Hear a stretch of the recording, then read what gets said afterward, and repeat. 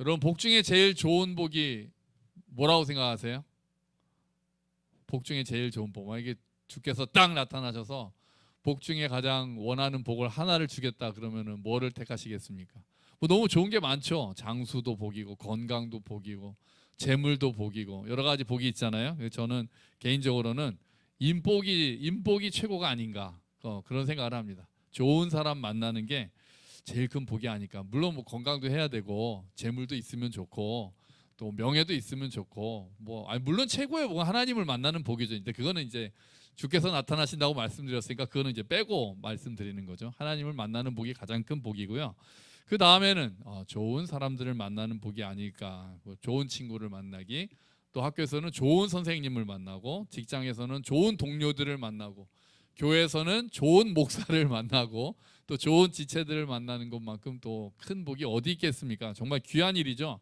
성경을 보면 다윗이 인복이 아주 많은 사람이라고 우리가 이제 볼 수 있습니다. 일단 무엇보다 누구를 만났습니까? 가장 우리가 다윗 하면은 항상 같이 생각나는 최고의 친구 요나단을 만났습니다. 아주 요나단 같은 친구가 또 어디 있겠습니까? 요나단 만난 것만 해도 다윗에게는 큰 복이죠. 아비가일 같이 지혜로운 여인을 만나서 결혼한 것도 다윗이 복이 많았던 일입니다. 물론 사울 같은 사람을 만난 것도 있긴 하지만 그래서 다윗이 좋은 사람들을 많이 만났죠. 저도 다윗 못지않게 개인적으로 인복이 굉장히 많은 사람이라고 자부합니다. 좋은 가족을 만났고 또 무엇보다도 또 좋은 지체들을 만나서 함께 교회를 세워가고 있다는 것이 얼마나 감사한지 모릅니다. 아주 행복한 목사죠. 진짜 전 세계 목사 1% 안에 든다고 자부합니다. 행복하기로 따지면 제가 자전거로 제주도 한 바퀴 돈 거는 우리 대한민국에서 0.1% 안에 드는 사람이랬잖아요. 우리 교회 그 15명 같이 돌았던 사람들이 대한민국에서 0.1%에 드는 거거든요. 5만 명이니까요. 제주도를 한 바퀴 도는 사람이 5천만 명으로 따지면 0.1%인데 목사 중에 행복하기로 따지면 그럼 저 1%보다 더 내려가서 0.1% 안에 든다고 생각이 들어요. 제가 좋은 성도들을 만나서 감사하고 행복한 것처럼 여러분도 좋은 목사 만나서 감사하다는 얘기가 나오기를 소망합니다. 정말 그것도 제 소망이기도 합니다. 지난주에 우리가 이제 압살롬이 어떻게 전략을 짜서 자기가 왕이 되려고 했는지 이스라엘의 마음을 훔쳤는지에 대해서 우리가 살펴봤어요. 먼저 압살롬은 겉으로 그럴듯하게 보이는데 취중했습니다. 그래서 막 말을 데리고 오고 병거를 몰고 화려한 옷에 또 머리카락을 휘날리면서 이렇게 말을 타는 모습으로 왕다운 품격 있는 것 같은 위험 있는 모습을 사람들에게 보여주는 것을 먼저 했죠. 그래서 사람들의 마음을 혹하게 그렇게 만들었습니다. 그리고 다윗과 사람들의 마음을 이간질을 시켰어요. 사람들 앞에 딱 기다리고 있다가 다윗한테 재판받으러 오는 사람들 앞에 잠깐 멈춰라 그러고 무슨 일로 왔냐 이런 일로 왔다 그러니까 정말 당신 말이 맞고 내가 정말 당신 편이 되고 싶은데 왕께서는 재판관을 세우시지 않았다. 내가 재판관이 되면 정말 잘할 수 있는데 정의를 세울 텐데 막 이렇게 얘기를 함으로써 사람들을 감격하게 만들었습니다. 마음도 말랑말랑하게 만져준 거죠. 그렇게 이간질을 했습니다. 그래서 지금도 사탄이 동일한 방법들을 쓴다고 말씀드렸어요. 겉으로 보이는 그럴듯한 모습들에 혹하게 사람들을 만들고 그리고 사람들을 자꾸 이간질시키는 게 그때 압살롬이 썼던 방법이 지금도 여전히 먹히고 있는 방법이기도 합니다. 그렇게 압살롬이 백성들에게 공을 들인 시간이 4년입니다. 4년 동안 그렇게 한 거예요. 성 앞에 섰다가 사람들 오면은 얘기 들어주고 당신 말이 맞다고 하고 내가 왕하면 잘할 수 있는데 이런 얘기를 4년 동안 했더니 사람들의 마음이 다 압살롬에게 향했다. 압살롬이 이스라엘의 마음을 훔쳤고 4년이 지났더니 이스라엘의 백성들의 마음들이 압살롬을 향했다. 그렇게 이야기를 합니다. 자, 이제 때가 됐습니다. 압살롬이 또 여론을 쫙 봤겠죠. 이제 사람들이 진짜 압살롬 왕자님은 훌륭한 것 같아. 그래서 다윗 왕은 요새 재판도 잘 안 하나 보지. 막 이렇게 막 다윗에 대한 불만이 막 퍼지고 압살롬 왕자님이 왕이 되시면 되게 잘할 것 같은데. 막 이런 얘기들이 막 있는 거죠. 그러니까 압살롬이 이제 때가 됐다고 판단을 합니다. 때는 왔다. 자, 이제 거사를 일으키자. 그 장소는 헤브론입니다. 헤브론에서 왜 했냐면 헤브론이 일단 압살롬이 태어난 고향입니다. 압살롬이 거기서 태어났고요. 다윗이 예루살렘으로 수도를 정하기 전에 7년 동안 그 유다 지파를 다스렸던 곳이 바로 헤브론이죠. 그 그곳에서 이제 압살롬도 태어난 거고요. 그러니까 정치적인 고향이기도 하고 상징적인 의미가 있잖아요. 이스라엘은 원래 다윗이 나라를 시작했던 곳, 그곳에서 압살롬도 나도 아버지의 뒤를 이어서 정통성 있는 나라를 만들겠다 이렇게 하기 위해서 선택한 곳이 이제 헤브론이 되는 거예요. 그리고 아마도 그 당시에 헤브론에서 예루살렘으로 중심이 바뀌었잖아요. 그래서 헤브론에는 그거에 대한 서운한 마음을 가지고 있었던 사람들도 있었을 가능성이 충분합니다. 그래서 압살롬이 거기서 내가 다시 한번 헤브론을 일으키겠습니다 뭐 이렇게 할 수 있겠죠. 그래서 압살롬이 헤브론에서 거사를 일으키기로 결심을 합니다. 그리고 200명을 데리고 갑니다. 제사를 드린다고 왕한테 제가 헤브론에 가서 하나님께 제사 드리고 약속해놓고 아직까지 안 드렸는데 지금 이게 하나님께 예배를 드리고 오겠습니다. 그랬더니 다윗이 별 생각 없이 다녀와라 그랬더니 200명을 데려가는데 성경에서 뭐라고 하냐면 무슨 일인지 모르고 따라간 사람들이다 그렇게 표현을 합니다. 그러니까 압살롬이 제가 보기에는 그 200명이 딱 나라를 세웠을 때 각계각층에서 딱 행정을 할 수 있는 유능한 공무원들 이런 사람들을 주로 데려간 게 아닐까 싶어요.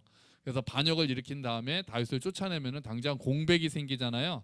거기를 바로 들어가서 나라를 운영할 수 있도록 유능한 아주 공무원들이나 이런 사람들, 지도자들 이런 사람들을 데리고 자기가 반역을 일으킬 거라고는 얘기하지도 않고 일단은 일으키고 나서 설득하려고 했을 수 있겠죠. 다윗을 쫓아내고 나서.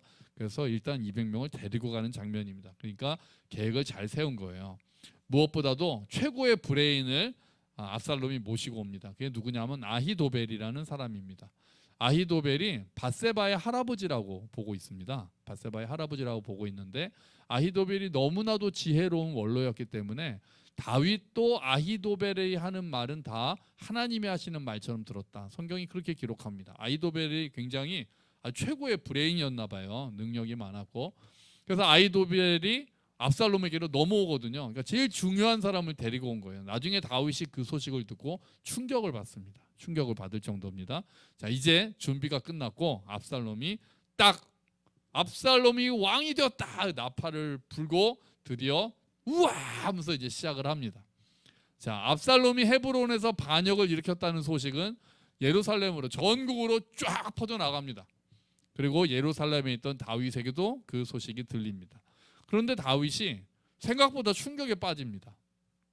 생각보다 충격에 많이 빠지고 이스라엘의 마음이 압살롬에게로 돌아섰습니다. 뭐 이런 지금 막 여기저기서 압살롬이 왕이래 하면서 막 좋아하는 사람들 막 우와 드디어 압살롬이 왕이 됐다 이런 아마 그 대중의 반응까지 다 들어왔나 보죠. 그러니까 사방에서 압살롬은 왕으로 인정합니다. 막 그런 소식들이 막 전령들이 오니까 다윗이 너무나도 두려워하면서 도망가자 이렇게 됩니다. 우리가 여기 있다가 압살롬이 오면은 우리가 죽을 수 있겠구나. 도망가자. 그래서 압살롬이 아니라 다윗이 자기 부하들을 데리고 도망갑니다. 그러면서 우리가 알다시피 후궁 10명에게 너는 예루살렘을 지키라고 후궁이 뭘 지킨다고 후궁한테 지키라고 합니까? 여기 있으라고 그러고 어쨌든 또 다 데리고 도망갑니다. 그리고 이 어려운 때 다윗의 진정한 친구들이 등장하기 시작합니다. 사실 진짜 친구는 힘들 때 나타나는 친구잖아요. 그래서 오늘 그 친구들 세 부류를 오늘 보려고 하는 겁니다. 첫 번째는 가드 사람 이떼 장군이 나타납니다. 가드가 어딥니까? 가드 하면 생각나는 사람 있잖아요. 누굽니까? 골리앗이에요. 골리앗. 가드가 골리앗의 고향이거든요. 그러니까 가드는 블레셋입니다. 근데 가드 사람 이떼라는 거는 그 이떼라는 사람이 블레셋 사람이라는 얘기예요. 그런데 지금 다윗의 부하로 와 있는 겁니다. 그런데 아까 우리가 읽은 말씀 중에 너희 동포도 데려가라 이런 걸 보니까 이때가 다윗에게로 온지 아마 블레셋에서도 장군이었다가 다윗의 모습을 보고 자기 부하들을 데리고 다윗에게로 투항한 것 같습니다. 자기 부하를 데리고요. 그러니까 한 부대가 된 거죠. 한 부대가 돼서 다윗에게로 왔기 때문에 다윗이 이때한테 너는 온 지도 어제 왔는데 나를 따라오지 마라. 다윗이 그렇게 얘기하거든요. 그러니까 다윗에게로 투항한 게 아직 시간이 많이 된 게 아니에요. 지금 다윗 밑에 있는 요압이나 아비새나 이런 장군들은 옛날에 그 이스라엘 광야에서 도망 다닐 때부터 있었던 다윗의 정말 충신 중에 충신들인데 가드 사람 이때는 블레셋 사람이고 더군다나 온 지 얼마 되지도 않은 다윗에게 그렇게 오래 충성한 사람도 아닙니다. 그리고 자기 부하들까지 데리고 온 사람이에요. 그 부하들이라고 하면은 블레셋 사람들이죠. 묘하죠. 다윗에게 블레셋 사람들의 군대가 있었다는, 그런 부대가 있었다는 것이요. 그렇게 해서 다윗에게 소속돼 있는데 이렇게 전쟁이 나고 다윗이 쫓겨가게 되니까 그 가드 사람 이떼 장군이 자기 부하들을 데리고 다윗 앞에 딱 서는 거예요. 저희가 모시겠습니다. 그랬더니 다윗이 그러지 마라. 너는 예루살렘으로 돌아가라. 그렇게 이야기합니다. 돌아가라. 그러니까 아직 다윗에게 충성한 지 얼마 안 됐으니까 너가 나 따라가면 고생한다. 온 지도 얼마 되지도 않았는데 여기로 오면 고생하니까 차라리 가서 압살롬에게 투항하는 게 낫지 않겠냐. 이렇게 이야기를 하는 거예요. 그런데 이때가 그 말을 듣지 않습니다. 계속해서 아닙니다. 저는 왕만 따르겠습니다. 오늘 우리가 읽었던 본문이 이떼 장군이 한 말입니다. 이 말을 보면은 이때는 블레셋 사람이지만 언젠가부터 아니면 그 전부터 하나님에 대한 믿음을 가지게 된 것 같아요. 왜냐하면은요, 우리가 19절에 다시 보시면은 21절 이때가 왕한테 하는 말만 한번 볼까요? 같이 읽어보죠. 이때가 왕께 대답하여 이르되 여호와의 살아계심과 내 주 왕의 살아계심으로 맹세하옵나니 진실로 내 주 왕께서 어느 곳에 계시든지 사나 죽으나 종도 그곳에 있겠나이다 하니 아멘. 이때가 엄청 충성스러운 장군이구나 하는 건 우리가 볼 수 있잖아요. 뒷부분에 보면은 왕께서 어느 곳에 계시든지 사나 죽으나 저도 그 자리에 함께 있겠습니다. 너무 충성스러운데 우리가 사실 봐야 되는 건 그 제일 앞쪽이죠. 여호와의 살아계심으로 맹세한다. 그러니까 이때한테는 하나님에 대한 마음이 있었던 거예요. 여호와의 살아계심으로 맹세한다. 여러분, 이방인이 다윗에게 와서 내가 당신과 함께 하겠다. 다윗은 아니다, 돌아가라. 아닙니다, 하나님께 맹세해서 같이 하겠습니다. 어디서 많이 봤던 장면 아닙니까? 딱 생각나는 장면이 있지 않으신가요? 돌아가라. 아닙니다, 저는 당신을 따라가겠습니다. 돌아가라. 아닙니다, 꼭 저는 당신을 따라가겠습니다. 어디서 많이 딱 기억나는 사람 있지 않나요? 룻입니다. 룻과 나오미 장면이 그랬습니다. 또 묘하게도 룻이 이방 여인이었습니다. 그죠? 룻이 나오미에게 따라가겠다고 합니다. 처음에 오르바와 룻이 같이 나오미를 따라서 베들레헴으로 가겠다 하니까 나오미가 아니다, 돌아가라 하니까 오르바는 울면서 돌아가지만 룻은 뭐라고 얘기합니까? 끝까지 어머니를 붙잡으면서 어머니의 하나님이 나의 하나님이 되고 어머니의 백성이 나의 백성이 될 것이다. 멋지게 고백을 하잖아요. 그 룻도 하나님을 알고 있었던 그런 모습이었던 거죠. 마찬가지로 이때 장군도 여호와의 살아계심을 두고 맹세하노니 하나님에 대한 마음을 가지고 있었던 거예요. 그렇게 이때와 블레셋 사람들이 정말 예상치도 못하게 가장 좋은, 가장 자기가 믿고 아꼈던 아들은 나를 배신했는데 전혀 기대하지 않았던 블레셋 사람들이 다윗의 첫 번째 친구로 등장합니다. 그렇게 이때와 함께 그 장군들과 함께 돌아갑니다. 광야길로 들어서는데 그때 두 번째 사람들을 만납니다. 누구냐면은요, 제사장들입니다. 광야길로 들어갔는데 그 앞에 사독과 아비아달과 레위 사람들이 딱 서 있습니다. 사실 그 사람들은 다윗이 전쟁하는 데 있어서는 별로 도움이 되는 사람들이 아닙니다. 그렇잖아요.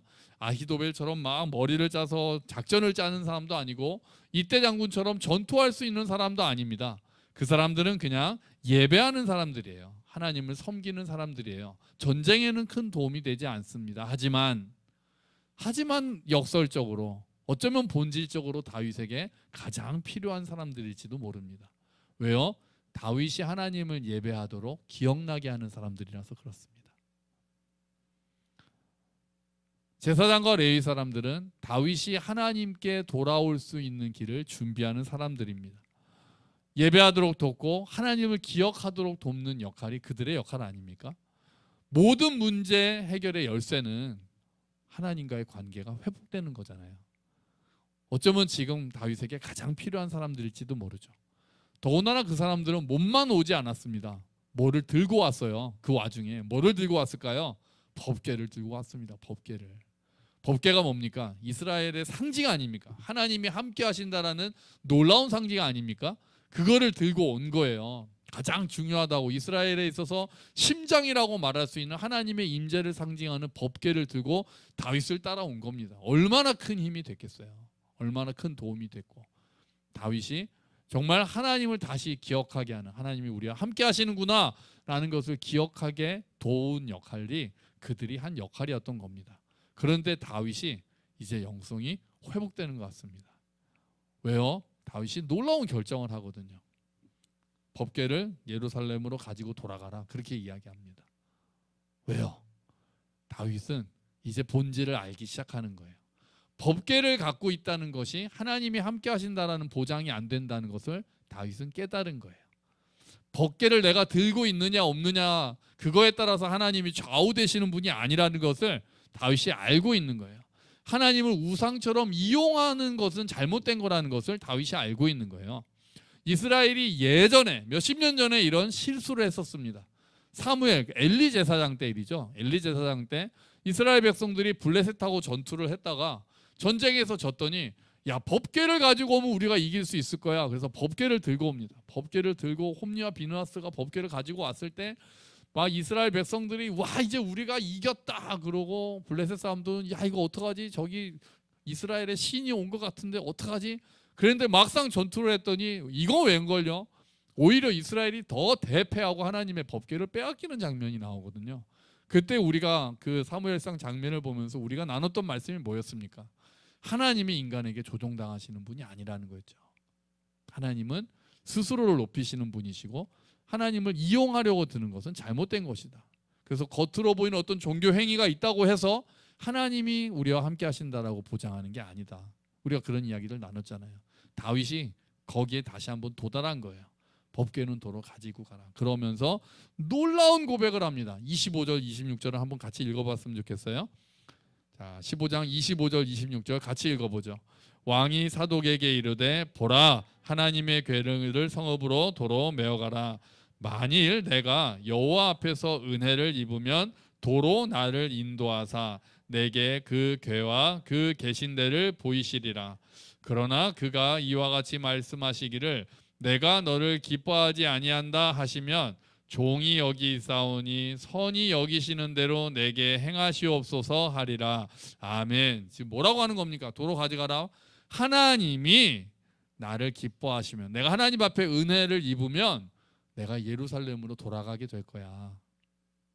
법궤를 굳이 가지고 우리가 하나님을 막 모시고 다닌다고 하는 게 문제가 아니라, 하나님께 은혜를 입으면 법궤를 예루살렘으로 가지고 가도 내가 예루살렘으로 돌아가게 될 거야. 그런데 만약, 그 다음 말이 더 놀랍죠. 그런데 만일 하나님이 기뻐하지 않으시면 달게 받겠다, 이렇게 얘기하는 거예요. 내가 여기 있나이다 이렇게 말하겠다는 거는 하나님이 기뻐하시지 않아서 나를 결국 왕위에서 쫓아내신다 할지라도 나는 달게 받겠다. 다윗이 그렇게 얘기하고 있는 거예요. 왜요? 다윗은 지금 이 모든 것이 자기의 잘못 때문에 일어난 것이라는 걸 알고 있는 거예요. 어쩌면 밧세바와의 그 사건, 우리아를 죽였던 그 사건, 그때 나단이 했던 그 심판의 경고가 떠올랐을지도 몰라요. 그리고 암논이 그 압살롬의 누이 다말을 폭행했을 때 적절하게 조치를 취하지 못한 자신의 그 잘못된 점을 생각했을지도 몰라요. 압살롬이 돌아왔을 때 제대로 징계하지도 않고 제대로 용서하지도 않고 어정쩡하게 시간을 보내서 이렇게 일을 키웠던 자신의 어리석음을 탓하고 있을지도 몰라요.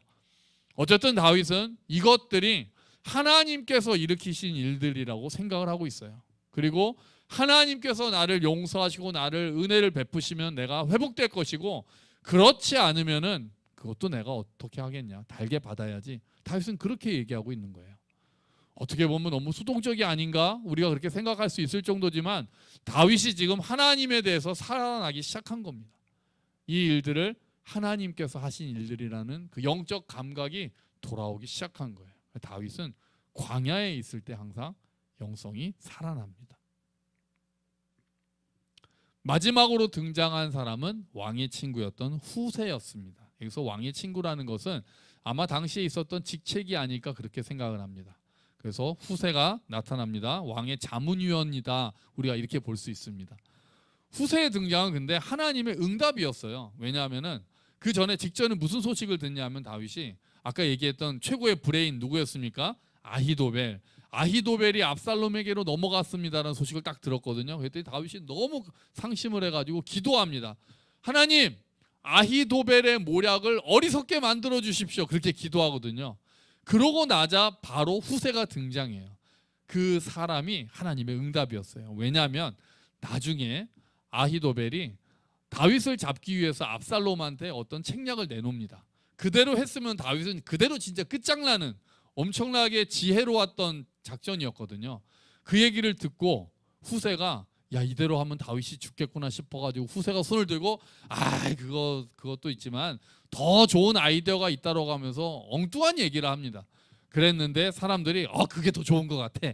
그래가지고 그 얘기를 후세의 말을 따르는 바람에 다윗이 간신히 살아나거든요. 아히도벨의 책략을 무력화시키는 데 있어서 후세가 사용된단 말이에요. 그러니까 후세가 등장한 것은 다윗의 기도에 대한 하나님의 응답이었다고 볼 수가 있는 거죠. 여러분, 하나님께서 사람을 기도의 응답으로 주실 때가 있습니다. 그렇잖아요.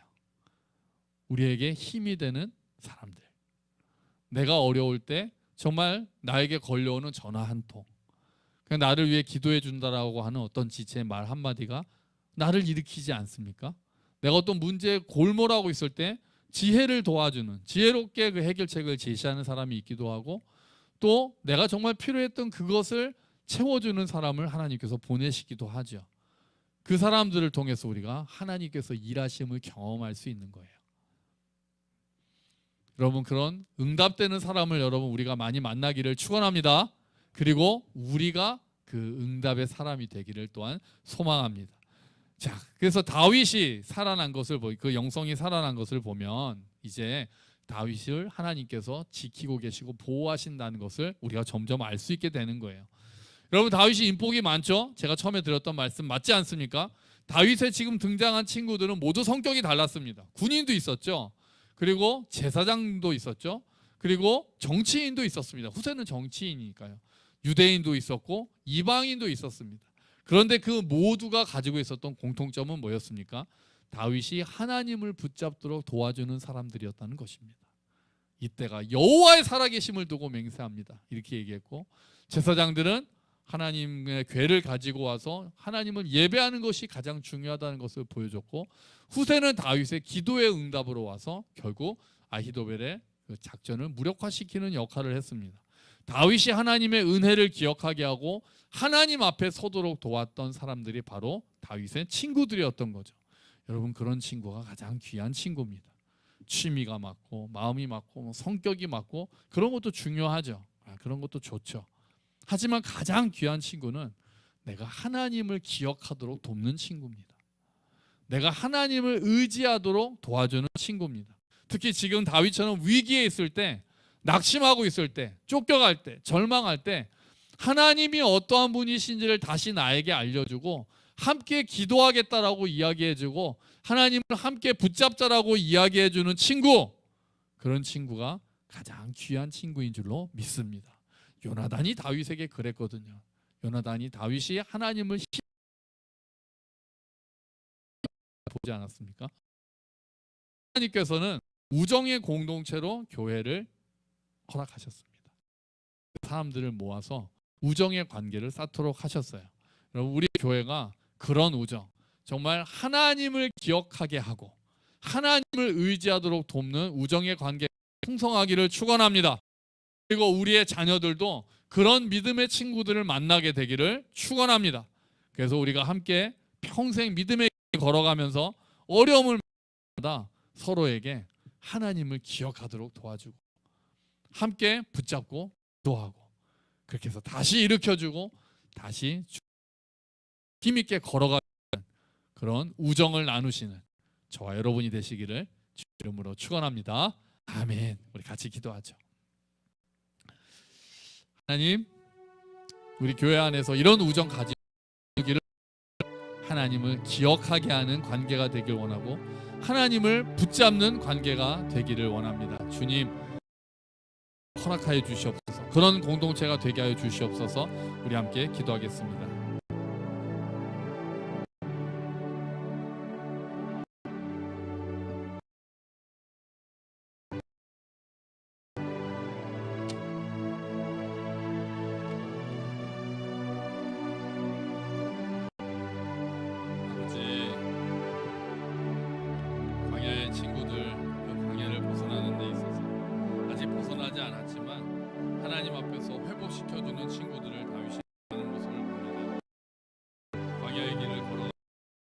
친구들이 필요합니다. 도와주는 친구들, 정말 우리가 낙심하지 붙잡도록 하는 친구들, 주님 우리 교회 안에 그런 친구의 관계, 우정의 관계가 가득하기를 기도합니다. 정말 함께 기도하는 그런 모임이 되게 하시고 함께 사랑을 나누며 일으켜주는 교회 될 수 있도록 주님 도와주시옵소서. 정말 당신으로 인해서 내가 하나님을 다시 기억합니다. 그런 고백을 하는 그런 관계 우리 교회 안에 충만하게 주님 도와주시옵소서. 아버지 감사합니다.